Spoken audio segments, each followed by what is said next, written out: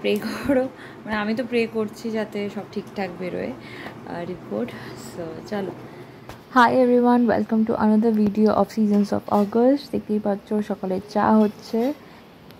High everyone, welcome back to another blog. আর আজকে হচ্ছে 14th অফ অক্টোবর। কাল তো বিজয়া দশমী হয়েই গেল। এই করবো, আশা করছি তোমরা সবাই ভালো আছো এবং সবাইকে শুভ বিজয়া। আর আমি এখন সকালবেলা একটু চা করছি, কারণ আজকে আমার বেরানো আছে ডক্টরের কাছে। সো চলো, লেটস স্টার্ট দ্য ডে। শুভঙ্করকে চা দিয়ে আমি একটু বারান্দায় বসেছিলাম।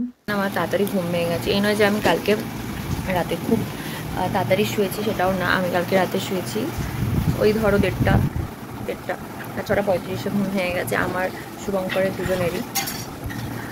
তো গলা পুরো ভেঙে গেছে। বেরানো আছে 9:30-10টায় বেরাবো রেডি হয়ে। তার আগে স্নান টান করে ফ্রেশ হয়ে তারপর ডক্টর দেখাতে যাব।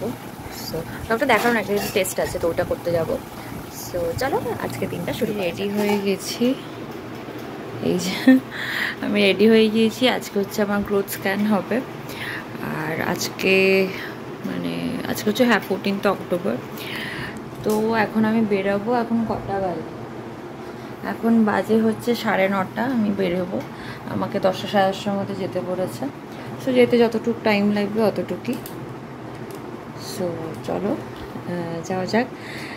প্রে করো, মানে আমি তো প্রে করছি যাতে সব ঠিকঠাক বেরোয় রিপোর্ট।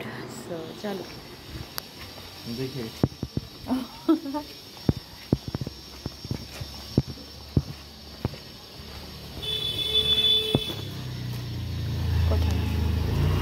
আচ্ছা, নেক্সট ডেতে ডক্টর রিপোর্টস নিয়ে আমাদের একটা অ্যাপয়েন্টমেন্ট ছিল। সেটা ছিল আমার সেকেন্ড লাস্ট চেক আপ বলতে পারো, গ্রোথ স্ক্যানের রিপোর্ট নিয়ে। এবং গ্রোথ স্ক্যানটা হচ্ছে বিটুইন 30 to 32 উইকস। 31-32 উইক যদি প্রেগনেন্সির মধ্যে থাকো তো ডক্টর তখনই সাজেস্ট করে most of the cases, as per I know. Also I am not an expert, তো যতদূর আমি জানি সেটাই আমি শেয়ার করলাম। Hello everyone, welcome back to my channel seasons of August. আশা করছি তোমরা সবাই খুব ভালো আছো। আজকে তো 11th of November। So right now I am in my 9 month, last month of my pregnancy. So আজকে আমি ঠিক করেছি ভিন্ডি তরকারি করবো। আর একটা কথা হচ্ছে, থ্রু আউট প্রেগনেন্সিতে না, আমার ফার্স্ট ট্রাইমেস্টারের পর থেকে বলতে পারো ওই when I was in 3rd month of my pregnancy, তো তখন থেকে আমার ভমিটিং, নজিয়াটা এটা তো নর্মাল, মানে এগুলো হয়। বাট আমার কি বলবো, মানে একটু বেশি হয়েছিল। এবার ডিপেন্ড করে, every body type is different, every pregnancy is different, আমরা সবাই জানি। তো ডক্টর আমার মেডিসিন দিচ্ছিলো, বাট মেডিসিনের কোনো কাজ দিচ্ছিলো না। দিনে অনেকবার আমাকে ভমিটিং করতে হচ্ছে, রাতে শুতে পারতাম না। Same for the same reason again, ভীষণ নজা, কিছু খেতে পারতাম না।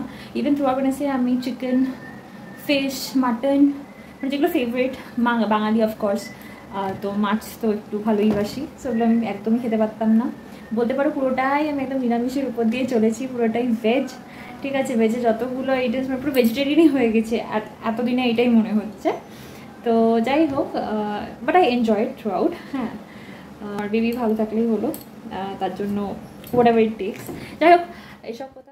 সেদিন আমাদের লাস্ট চেক আপ ছিল, আমাদের জন্য ভীষণ নার্ভাস অ্যাজ ওয়েল অ্যাজ খুব হ্যাপিও ছিলাম যে এতদিনের কি বলবো অপেক্ষা ফাইনালি পেটু থেকে কোলে আসবে সে। So we were both very happy, and thanks for watching the whole video. Bye by.